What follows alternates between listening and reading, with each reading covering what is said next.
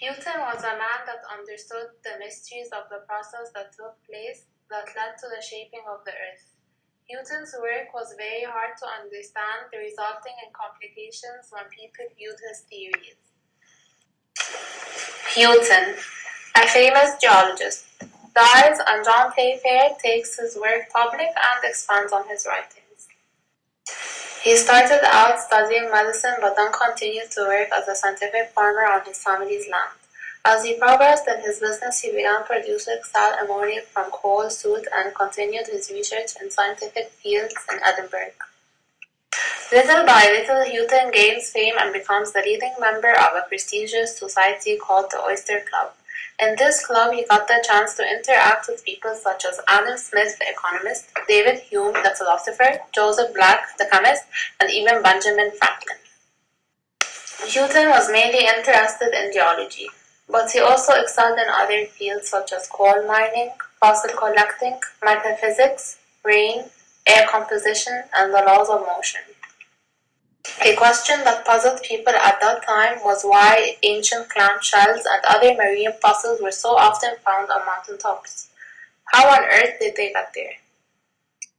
People who thought they found a solution were split into two groups. The Neptunists, which believed that everything was explained through the rising and falling of the sea levels, and the Plutonists, who believed that volcanoes and earthquakes are what changed the Earth's surface.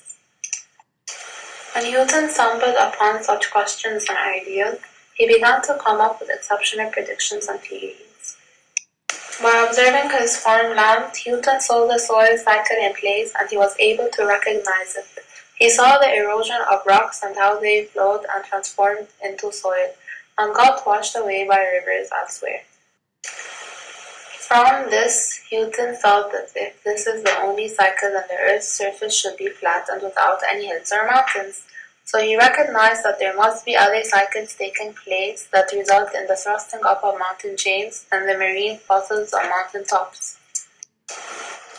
He decided that the marine fossils started on the ground and were driven up by the mountains. He also decided that the heat from the Earth's core was a result of formation of the continents and new rocks. Houghton gathered all his insights and began writing a long paper in 1785 that was recognized and read at meetings of the Royal Society of Edinburgh. His long paper was so complex and sophisticated that no one had interested in it at all until Houghton spent his next 10 years making his major creative works that got published into 2 volumes in 1795. Playfair wrote the Newtonian Principles after Houghton's death. The Geological Society was formed in Covent Garden in 1807. The idea was to meet once a month to swap geological notings over a glass or two of Madeira and a royal dinner. Throughout the modern world, especially in Britain, men of learning ventured into the countryside to do a little stone breaking.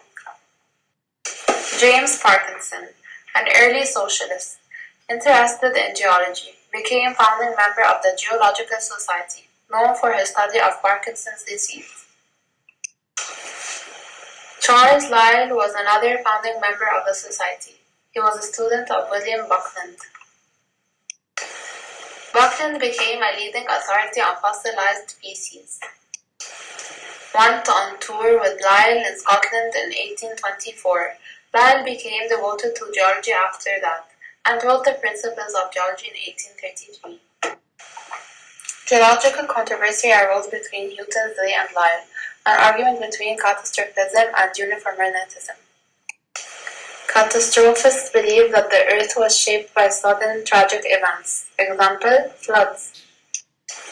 Uniformitarians believed that changes on earth were gradual and nearly all earth processes happened slowly over immense spans of time.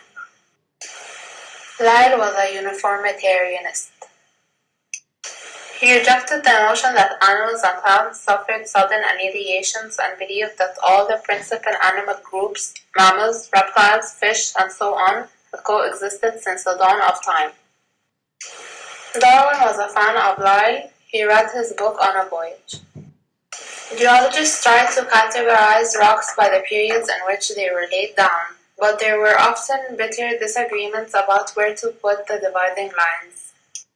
Geological history was divided into 4 spans of time. primary, secondary, tertiary, and quaternary.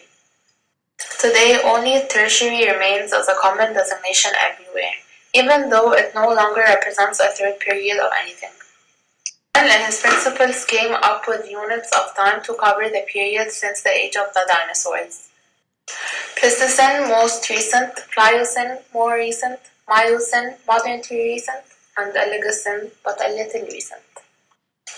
Nowadays, and speaking very generally, geological time is divided first into four great chunks known as eras: Precambrian, Paleozoic, Mesozoic, and Censozoic. Rocks are divided into quite separate units known as systems, series, and stages. A distinction is also made between late and early, referring to time, and upper and lower, referring to layers of rock. Before the 19th century, geologists could place the various rocks and fossils in order by age. They had no idea how long any of those ages were. People persisted into finding how old is the planet we live in. There were many theories, measurements, and guesses from different geologists. James concluded a date when the planet was born, but his claim was not supported. Halley came with a better assertion. He said that we could measure how ancient the world is by measuring the salt in the sea, and the salt added each year and divided by the number of years.